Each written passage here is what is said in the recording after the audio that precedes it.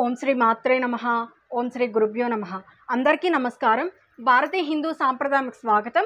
నా పేరు తాడీశ్వరి. ఈ రోజు మనం వీడియోలో ఒక గొప్ప రెండు పుణ్యక్షేత్రాల గురించి ఈ రోజు వీడియోలో మాట్లాడుకుందామండి. ఈ రెండు పుణ్యక్షేత్రాలు ఎందుకు అంత గొప్పవయ్యావో ముందు నేను చెప్తానండి. అందులో మొట్టమొదటి క్షేత్రం శ్రీరంగం. ఈ శ్రీరంగం క్షేత్రానికి ప్రత్యేకత ఏంటంటే, చాలా మంది ఒక ప్రశ్న అడుగుతూ ఉంటారు. భగవంతుడు బ్రాహ్మణుల్ని, రాజుల్ని, వైశ్యుల్ని, శూద్రుల్ని ఇలా 4 వర్ణాలుగా విభజించాడు. కాబట్టి భగవంతుడికి బ్రాహ్మణులు, రాజులు, వైశ్యులు అంటేనే ఇష్టం, శూద్రులు అంటే చాలా తక్కువ భావన. కాబట్టి సమానంగా చూడనటువంటి వాడు భగవంతుడు ఎందుకు అవుతాడు అని చెప్పి అందరిలోని ఈ అనుమానం అయితే ఖచ్చితంగా ఉంటుంది. దీని మీద నేను ఒక వీడియో కూడా చేశానండి. అది నేను కింద మీకు డిస్క్రిప్షన్లోనూ ఇస్తాను, అలాగే వీడియో చివరిన ఎండ్ స్క్రీన్స్లో కూడా ఈ వీడియో గురించి ఇస్తాను. ఇన్ని కులాలు ఎందుకు వచ్చాయి అన్నటువంటి టాపిక్ మీద నేను ఒక వీడియో చేశాను. ఆ వీడియోని మీరు చూడండి, మీకు క్లియర్గా అర్థమవుతుంది. అలాగే ఇప్పుడు మీ ప్రశ్నకు సమాధానమే ఈ రెండు పుణ్యక్షేత్రాలు. ఎందుకంటే ఈ శ్రీరంగం క్షేత్రంలోనే ఒక దళితుడైన భక్తుడిని శ్రీమన్నారాయణుడు ప్రేమతో అక్కున చేర్చుకున్నాడు. ఆయన పేరు తిరుప్పాణన్. ఆయన ఒక దళిత కుటుంబంలో పుట్టినటువంటి ఒక నిరుపేదమైనటువంటి వ్యక్తి అన్నమాట. అయితే ఈ తిరుప్పాణన్ ఎప్పుడూ కూడా శ్రీరంగనాథుణ్ణి అలా సేవిస్తూనే ఉండేవాడు. ఆయన ఎన్నో పాటలను రచించాడనమాట. ఆయన గురించి ఎప్పుడు భజనలు చేస్తూ ఉండేవాడు, ఆయన గురించి ఎప్పుడు పాటలు పాడుతూ ఉండేవాడు. కాబట్టి అంత ప్రేమతో రంగనాథుడికి దగ్గర అయ్యాడు. కాబట్టి శ్రీరంగనాథుడు ఆయన్ని ఏం చేశాడంటే, ఈ దళితుడైన తిరుప్పాణన్ని తిరుప్పాణన్ ఆళ్వార్గా పేరు మార్చి ఈ పాణన్ పాడినటువంటి 10 పాటలకి వేదంతో సమానమైనటువంటి గౌరవాన్ని ఇచ్చాడనమాట. అలా ఆ దళితుడు తిరుప్పాణన్ ఆళ్వార్ అవ్వి ఆళ్వార్లలో ఒకరిగా ఆయన గుర్తింపు తెచ్చుకున్నాడనమాట. కాబట్టి ఇప్పుడు చెప్పండి, భగవంతుడికి కావాల్సింది భక్త లేకపోతే కుల గోత్రాల? ఏం కావాలి ఆయనకి? అసలు నిజమైన భక్తి అంటే ఏంటి? ధర్మ మార్గంలో బ్రతకడమే నిజమైనటువంటి భక్తి.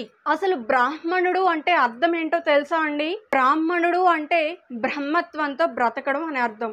బ్రహ్మత్వము అంటే ఎవరైతే ధర్మ మార్గంలో బ్రతికి లోకానికి మంచి జరగాలని కోరుకుంటారో వాళ్ళనే బ్రాహ్మణులు అని పిలుస్తారనమాట. ఆ బ్రాహ్మణుల్లో నిజానికి దుష్టబుద్ధి కలిగిన వాళ్ళు కూడా ఉన్నారే అనుకోండి, వాళ్ళు నిజమైన బ్రాహ్మణులు కాదు. నిజానికి భగవంతుడి దృష్టిలో బ్రాహ్మణుడు అంటే ఎవరో తెలుసా అండి?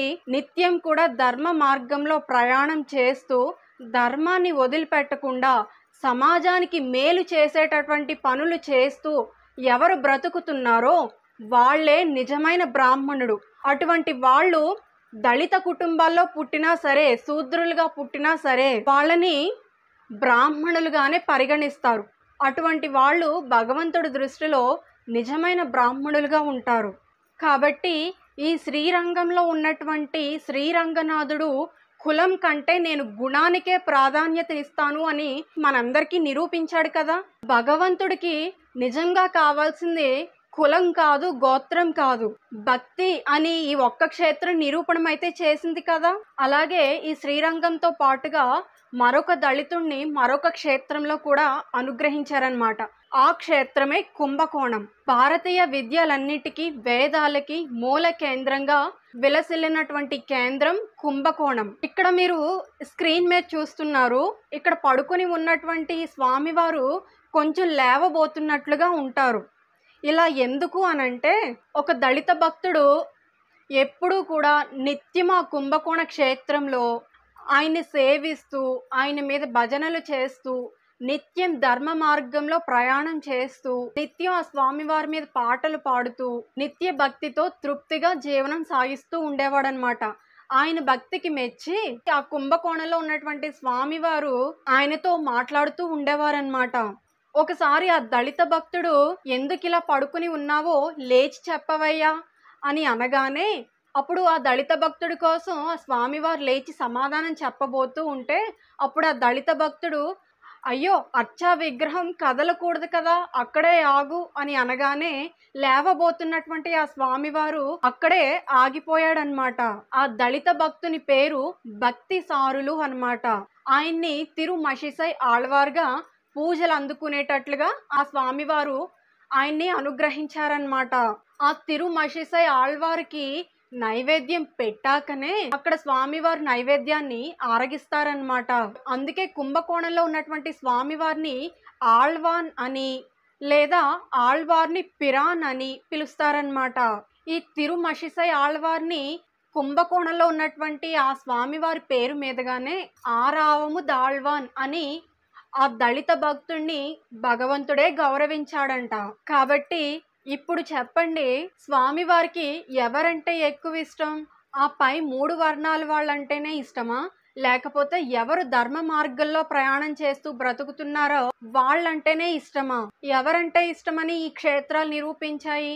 భగవంతుడికి కావాల్సింది కులగోత్రాలు కాదు, ఆయనకి నిజానికి కావాల్సింది ధర్మ మార్గం, భక్తి మార్గం. ఈ 2 మార్గాల్ని ఎవరైతే ఆచరిస్తూ ఉంటారో వాళ్ళు అగ్రవర్ణాలు కావచ్చు, దిగువ వర్ణాల వాళ్ళు కావచ్చు, ఎవరైనా సరే భగవంతుడు ఆయన హక్కుని చేర్చుకొని తీరుతాడని నిరూపించినటువంటి క్షేత్రాలు ఈ శ్రీరంగం, ఈ కుంభకోణం అన్నమాట. సరేనా అండి? ఈ వీడియోలో మనం శ్రీరంగం, కుంభకోణాల విశిష్టతను గురించి మనం ఈరోజు వీడియోలో తెలుసుకున్నాం కదా. ఈ వీడియో కనుక మీకు నచ్చినట్లయితే తప్పకుండా లైక్ చేసి, షేర్ చేసి, సబ్స్క్రైబ్ చేసుకోండి. మరిన్ని ఇంట్రెస్టింగ్ వీడియోస్ కోసం మన ఛానల్ను సబ్స్క్రైబ్ చేయండి. మనం మరొక మంచి వీడియోతో కలుద్దామండి. అంతవరకు సెలవు. సర్వం శ్రీ ఈశ్వరార్పణమస్తు.